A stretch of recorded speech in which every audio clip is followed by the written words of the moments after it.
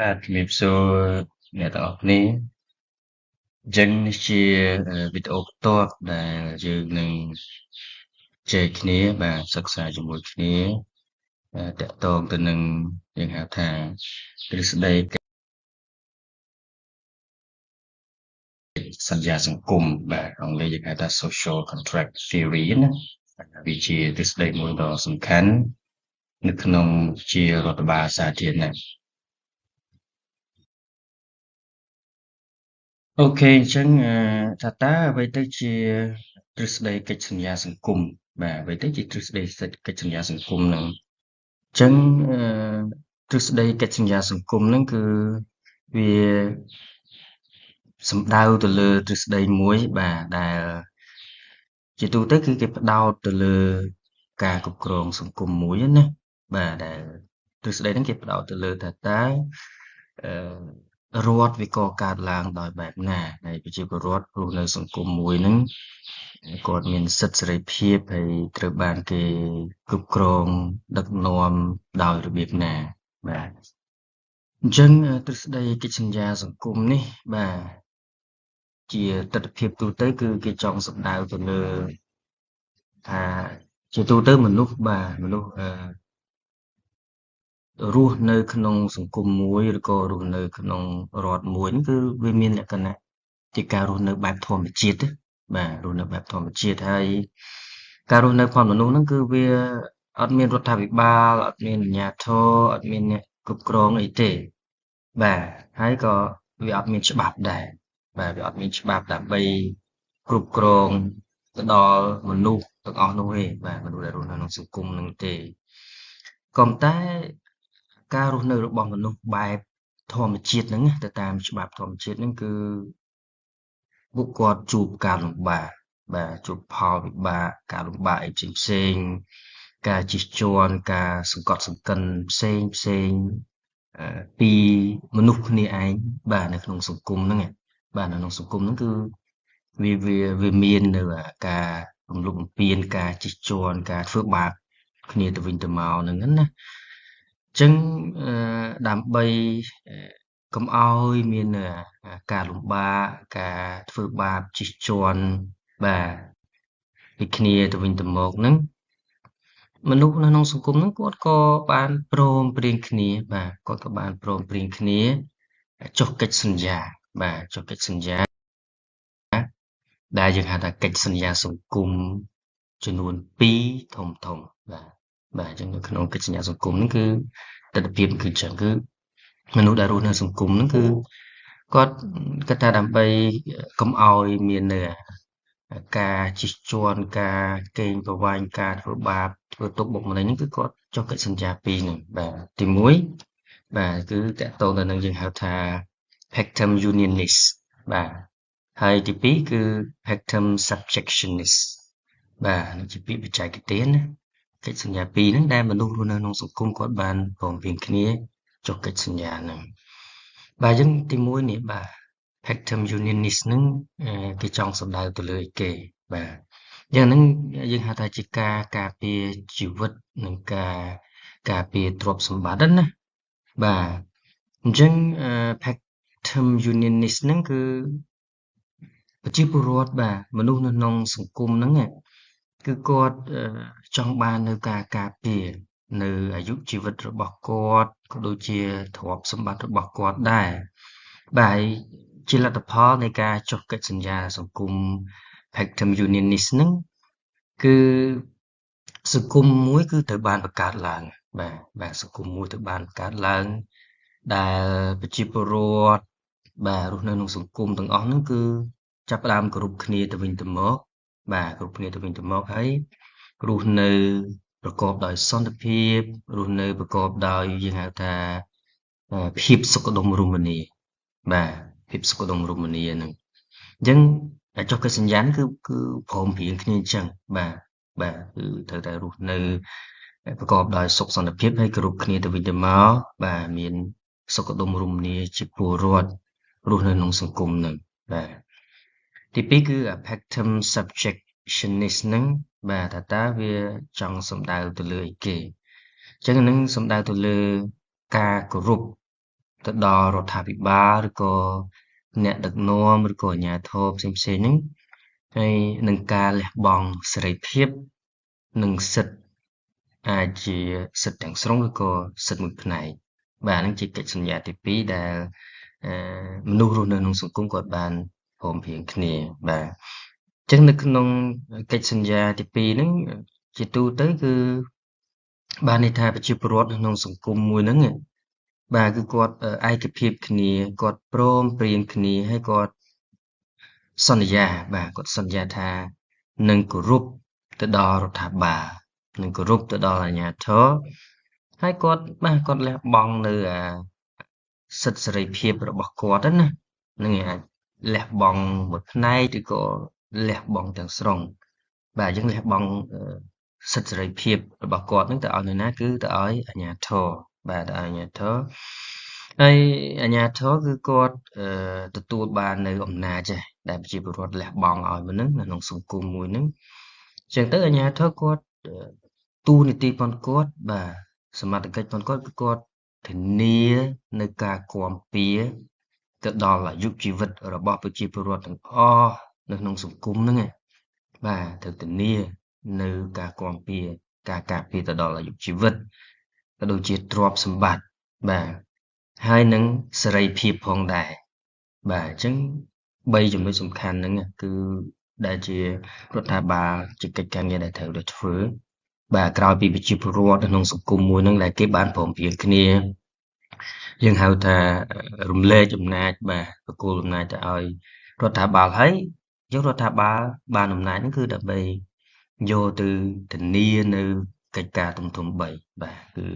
ការការពារការគាំពៀទៅដល់អាយុជីវិតប្រជាពលរដ្ឋទៅដល់ទ្រព្យសម្បត្តិរបស់ប្រជាពលរដ្ឋបាទក៏ដូចជាសេរីភាពបាទយើងសេរីភាពមួយផ្នែកគាត់បកគោលឲ្យរដ្ឋាភិបាលបាទហើយរដ្ឋាភិបាលធានានៅសេរីភាពដែលនៅសល់ហ្នឹងបាទដើម្បីឲ្យប្រជាពលរដ្ឋគាត់អនុវត្តនៅសេរីភាពក្នុងការរស់នៅផងគាត់បានអញ្ចឹងហើយបាទ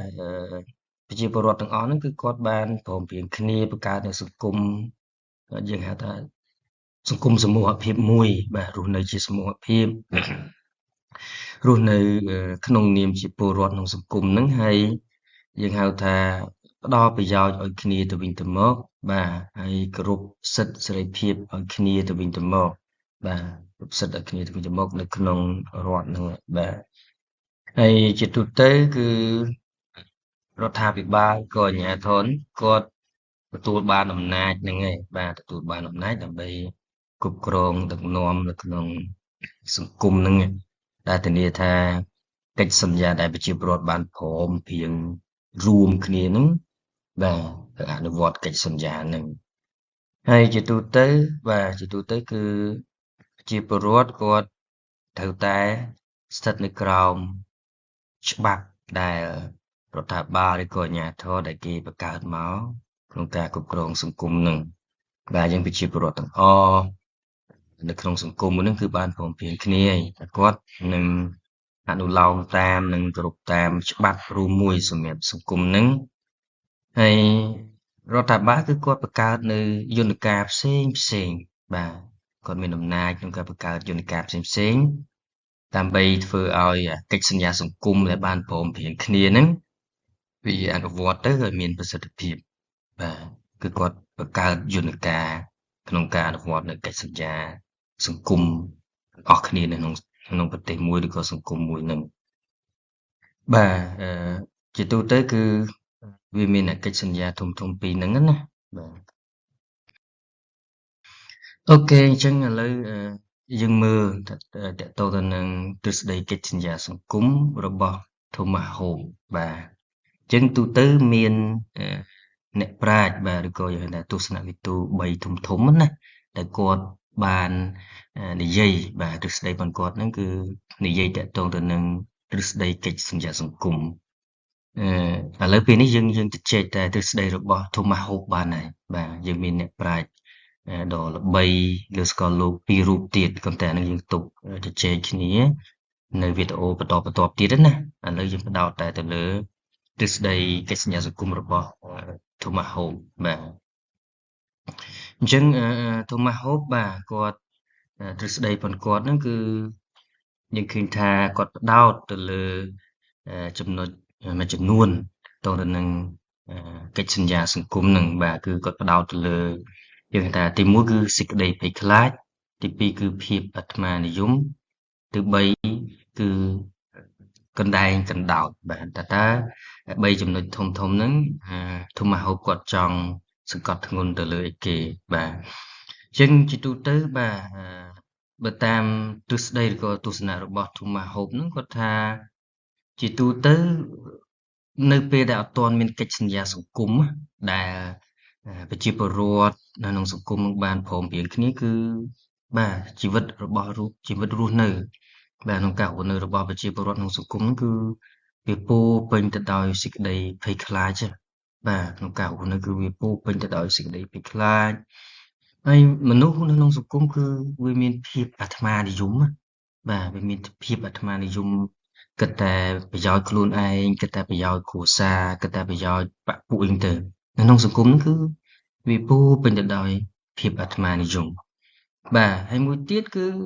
ប្រជាពលរដ្ឋនៅក្នុងសង្គមនៅពេលដែលអត់ទាន់មានកិច្ចសន្យាសង្គមហ្នឹងគឺការរស់នៅគឺវាកដោចកដែងជីវិតណាបាទអញ្ចឹងជាចំណុចធំៗ3ហ្នឹងបាទដែល Thomas Hope គាត់បានលើកឡើងបាទអញ្ចឹងអឺនៅក្នុងការរស់នៅរបស់ប្រជាពលរដ្ឋនៅក្នុងសង្គមបែបធម្មជាតិគឺអញ្ចឹងបាទនៅក្នុងសង្គមបែបធម្មជាតិគឺជីវិតវាពោរពេញទៅដោយ3ចំណុចធំៗហ្នឹងបាទអញ្ចឹងហ្នឹងហើយតកតងទៅនឹងជីវិតបែបធម្មជាតិហ្នឹងគឺ Thomas Hope គាត់បានលើកឡើងនៅចំណុច4បាទលើកឡើងនៅចំណុច4អញ្ចឹងពោរពេញទៅដោយភាពភ័យខ្លាចពោរពេញទៅដោយភាពអាត្មានិយមហើយនឹងមនុស្សមានអារម្មណ៍បែរថាកណ្ដោចកណ្ដែងអីផ្សេងៗហ្នឹងបាទជីវិតបែបធម្មជាតិនឹងដែរ Thomas Hope ក៏បានលើកឡើងថាប្រជាពលរដ្ឋនៅក្នុងសង្គមបែបធម្មជាតិណាបាទដែលអត់មានរដ្ឋាភិបាលដែលមានច្បាប់ទម្លាប់អត់មានអីហ្នឹងគឺបាទជាទូទៅគឺស្ថានភាពរស់នៅគឺវាមានភាពក្រីក្របាទវាមានភាពក្រីក្រហើយជីវិតពោរពេញទៅដោយភាពភ័យខ្លាចបាទទៅដោយភាពភ័យខ្លាចហើយជីវិតក្នុងការរស់នៅក្នុងសង្គមបែបហ្នឹងគឺវាមានភាពព្រៃផ្សៃ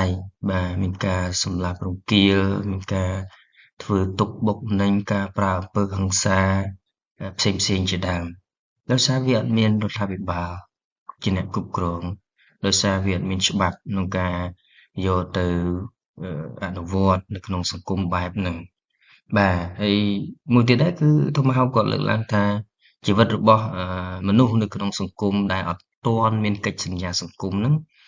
គឺអាយុខ្លីបាទគឺឆាប់ងាប់គឺដោយសារវាកើតឡើងនៅចំណុចប្រមាណដែលគាត់លើកឡើងពោរពេញទៅដោយភាពក្រីក្រពោរពេញទៅដោយសេចក្តីភ័យខ្លាចរន្ធត់ហើយវាកើតមាននៅអំពើព្រៃផ្សៃផ្សេងៗអញ្ចឹងជីវិតមនុស្សវាហុយជីវិតមនុស្សឆាប់ងាប់គឺអាយុខ្លីបាទនេះជាចំណុចដែល Thomas Hope គាត់បានលើកឡើងបាទឥឡូវយើងបន្តទៀតទៅលើពិនិត្យទៅលើទស្សនៈរបស់ Thomas Hope បាទអញ្ចឹង Thomas Hope គាត់បានលើកឡើងថាមនុស្សដែលជាទូទៅនៅក្នុងសង្គមហ្នឹងគឺវាមានមហិច្ឆតាជាធម្មជាតិណាបាទនរណាគឺមានការចង់បាននៅហៅថាសន្តិសុខបាទហើយនឹងសណ្ដាប់ធ្នាប់បាទគឺចង់បានចំណុចហ្នឹងបាទក្នុងការរស់នៅក្នុងរដ្ឋហ្នឹងគឺមនុស្សគឺត្រូវការនឹងចង់បានអាហ្នឹងហើយដើម្បីធានាបាននៅយើងហៅថាសុខសុវត្ថិភាពបាទគឺការការពារខ្លួននិងការអភិរក្សខ្លួនបាទអញ្ចឹងគឺចង់បានណាបាទនៅក្នុងសង្គមនៅក្នុងអីហ្នឹងហើយ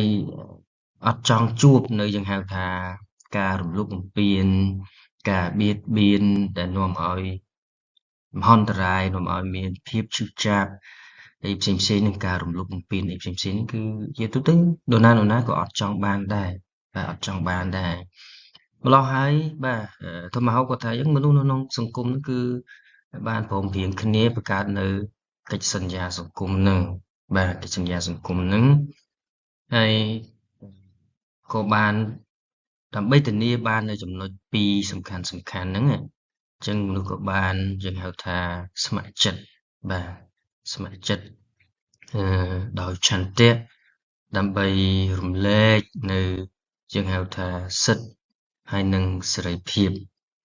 បាទទៅដល់រដ្ឋាភិបាលឬក៏ទៅដល់អាជ្ញាធរដែលជាអ្នក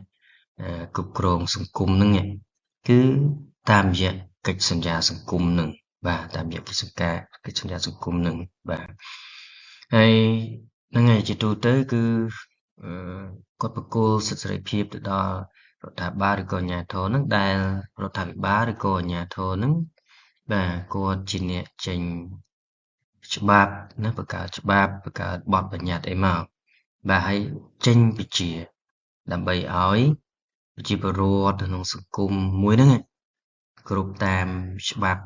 គ្រប់តាមបទបញ្ញត្តិគ្រប់តាមបទបញ្ជាផ្សេងៗបាទអញ្ចឹង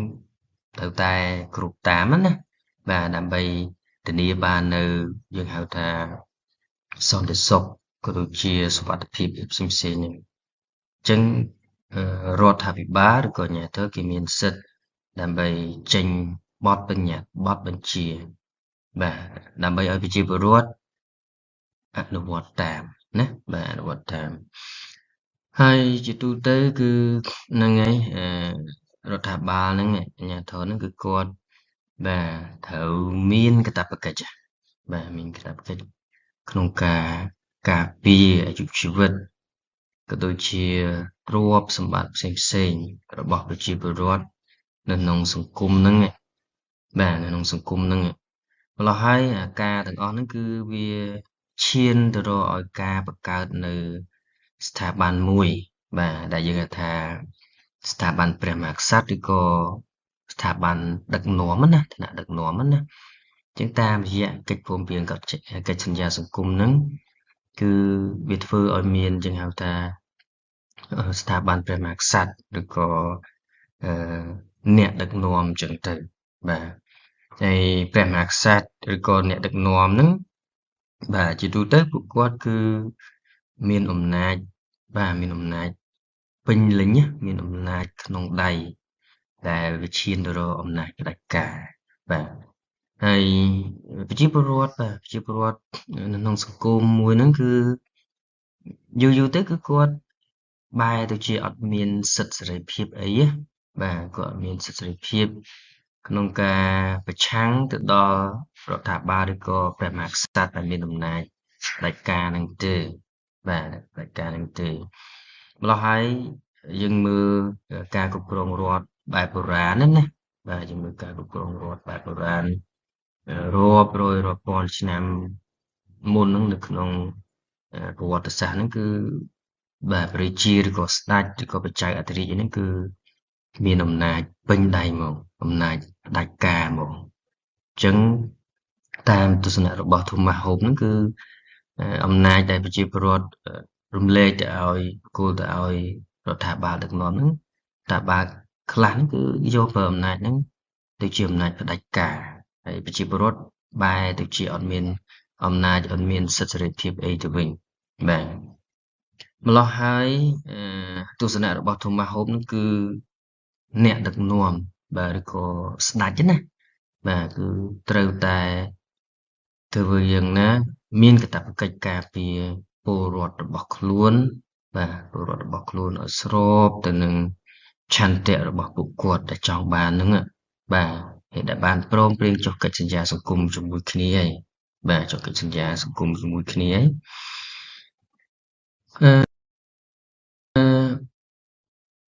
តាក់ទងទៅនឹងទស្សនៈរបស់ Thomas Hobbes ហ្នឹងគឺអ្វីដែលគាត់លើកឡើងគឺគេបានចាត់ទុកថាលោក Thomas Hobbes ហ្នឹងគឺជាអ្នកគ្រប់គ្រងទៅដល់អំណាចផ្ដាច់ការនិយមដែលអង់គ្លេសយើងហៅថា absolutism ហ្នឹងបាទអញ្ចឹងអ្វីដែលជាទ្រឹស្ដីរបស់ Thomas សំទោសHobbes ហ្នឹងបាទ Thomas Hobbes ហ្នឹងគឺគេបានចាត់ទុកថា Thomas Hobbes ហ្នឹងជាអ្នកគ្រប់គ្រងនៅអំណាចផ្ដាច់ការនិយមណា នៅក្នុងទស្សនៈរបស់ Thomas Hobbes ហ្នឹងគឺគាត់បានលើកឡើងថាច្បាប់វាអាស្រ័យនឹងការយល់ព្រមរបស់ស្ដេចបាទឬក៏របស់រដ្ឋាភិបាលចឹងទៅហើយស្ដេចឬក៏រដ្ឋាភិបាលហ្នឹងគឺដែលគ្មានដាវគឺវាគ្រាន់តែជាពាក្យសម្ដីទេហើយវាគ្មានកម្លាំងការពារប្រជាពលរដ្ឋប្រជាជនរបស់ខ្លួនទេបាទនេះជាទស្សនៈដែល Thomas Hobbes បានលើកឡើងអញ្ចឹងបើសិនជារដ្ឋាភិបាលឬក៏ស្ដេចបាទដែលគាត់អត់មានដាវអញ្ចឹងដាវហ្នឹងគឺគេសំដៅទៅលើអំណាចបាទបើសិនជាស្ដេចឬក៏រដ្ឋាភិបាលអត់មានដាវវាអត់មានធ្វើអីកើតទេបាទគឺមានតែពាក្យសម្ដីទេហើយក៏មិនអាចមានអំណាចទៅការពារប្រជាពលរដ្ឋទាំងអស់នោះដែរបាទអញ្ចឹងសម្រាប់ទស្សនៈរបស់ Thomas Hobbes ហ្នឹងគឺគាត់ចង់សំដៅថាជាទូទៅស្ដេចហ្នឹងគឺត្រូវតែមានអំណាចហើយគាត់បានផ្ដោតទៅនឹងចំណុចសំខាន់មួយទៀតដែរគាត់ថាអ្នកមានអំណាចនេះគឺតែងតែត្រូវគឺអត់ដែលខុសទេបាទនេះជាទស្សនៈមួយជ្រុងដែររបស់ Thomas Hobbes ណាអូខេឥឡូវយើងបន្តទៀតបាទនៅក្នុងនឹងដែរគឺThomas Hobbes គាត់បានលើកឡើងថានៅក្នុងការគ្រប់គ្រងសង្គមណាបាទអញ្ចឹងទ្រឹស្ដីនៃការគ្រប់គ្រងសង្គមបែបធម្មជាតិហ្នឹងគឺគាត់បានលើកឡើងថាមនុស្សហ្នឹងគឺគិតតែអំពីប្រយោជន៍របស់ខ្លួនទេបាទនៅក្នុងសង្គមដែលអត់មានរដ្ឋាភិបាលដឹកនាំដែលអត់មានច្បាប់បទបញ្ញត្តិហ្នឹងគឺទស្សនៈរបស់ Thomas Hobbes គាត់ថាមនុស្សគឺគិតតែពីប្រយោជន៍ខ្លួនឯងទេគិតតែពីប្រយោជន៍ខ្លួនឯងទេហើយគាត់បានលើកឡើងថាមនុស្សទាំងអស់ហ្នឹងគឺបាទធ្វើអ្វីៗគ្រាន់តែដើម្បីបម្រើនៅសេចក្តីចង់បានរបស់ខ្លួនណាបាទរបស់បុគ្គលម្នាក់ៗហ្នឹងគឺចង់បានបំពេញនៅតម្រូវការបាទនៅយើងហៅថាអ្វីដែលខ្លួនចង់បានហ្នឹងបាទគឺគិតតែពីប្រយោជន៍ខ្លួនឯងទេបាទអត់គិតពីប្រយោជន៍អ្នកដទៃគ្រួសារអ្នកដទៃទេណាហើយជាទូទៅគឺលទ្ធផលទាំងអស់ហ្នឹងដែលវាឈានទៅរកយើងហៅថាមានការឈ្នានេះការរំលោភបំពានការជិះជាន់បាទការធ្វើបាបគ្នាការប្រើអំពើហិង្សាសម្លាប់រង្គាលអីផ្សេងៗហ្នឹងបាទម្ល៉េះហើយThomas Hobbes គាត់លើកឡើងថាក៏ប៉ុន្តែមនុស្សក៏មានហេតុផលដែរបាទក្រៅតែពីចំណុចអវិជ្ជមានដែលមនុស្សគិតតែពីប្រយោជន៍ផ្ទាល់ខ្លួនរស់នៅក្នុងសង្គមដែលអត់មានច្បាប់ដែលអត់មានអាជ្ញាធរអត់មានរដ្ឋាភិបាលដឹកនាំគឺមានយើងហៅថាចំណុចមួយគឺគាត់លើកឡើងថាមនុស្សមានហេតុមានផលបាទមនុស្សចេះទទួលស្គាល់មនុស្សចេះដឹងអំពីហេតុផលណាបាទហ្នឹងដែលជាចំណុចសំខាន់ដែរដែល Thomas គាត់បានលើកឡើងបាទម្ល៉េះហើយបាទនៅពេលដែលមនុស្សគាត់មានហេតុផលណាមានការគិតនៅក្នុងខ្លួននឹងហើយអញ្ចឹងជាទូទៅគឺមនុស្សទាំងអស់ហ្នឹងដែលបាទដែលរស់នៅក្នុងសង្គមហ្នឹងគឺគាត់មានសមត្ថភាពក្នុងការប្រើប្រាស់ហេតុផលរបស់គាត់បាទណាក្នុងការប្រើប្រាស់ហេតុផលរបស់គាត់ដោយប្រើនៅសិទ្ធិសេរីភាពអីផ្សេងៗតាមដែលគាត់អាចធ្វើទៅបានបាទតាមដែលគាត់អាចធ្វើទៅបានចឹងហើយដែលធ្វើឲ្យមនុស្សហ្នឹងគឺគាត់ព្រមព្រៀងគ្នាបង្កើតកិច្ចសន្យាសង្គមហ្នឹងបាទនេះចឹងកត្តាដែលមនុស្សមានហេតុផលហ្នឹងហើយដែលឈានទៅឲ្យពួកគាត់ព្រមព្រៀងគ្នាឯកភាពគ្នាក្នុងការបង្កើតកិច្ចសន្យាសង្គមមួយណាអូខេហ្នឹងហើយយើងបន្តទៀតបាទយើងបន្តទៀតអញ្ចឹងសម្រាប់ទស្សនៈរបស់ Thomas Hobbes ហ្នឹងគឺចំណុចមួយទៀតដែរគាត់បានលើកឡើងថា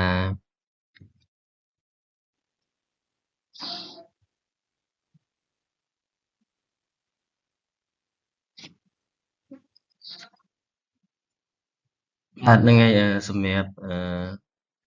Tomahawk គាត់បានលើកឡើងថាច្បាប់ដែលរដ្ឋាភិបាលឬក៏ស្ដេចហ្នឹងណាបាទនៅសម័យបុរាណក្នុងសង្គមបុរាណហ្នឹងច្បាប់ដែលគេបង្កើតមកហ្នឹងគឺ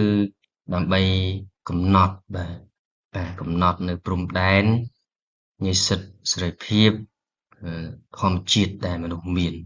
បាទដែលមនុស្សមាននៅក្នុងសង្គមមួយហ្នឹងបាទអញ្ចឹងគេបង្កើតច្បាប់មកគឺដើម្បីកុំឲ្យមនុស្សហ្នឹងប្រើយើងហៅថានៅសេរីភាពដែលវាអត់មានដែនកំណត់ណាមួយច្បាស់លាស់ណាម្ល៉េះហើយម្នាក់ៗប្រើសេរីភាពពីធម្មជាតិហ្នឹងវាធ្វើឲ្យប៉ះពាល់ទៅដល់សិទ្ធិសេរីភាពរបស់អ្នកដទៃណាបាទហ្នឹងក៏ជាចំណុចមួយដែល Tomahawk គាត់បានលើកឡើងដែរ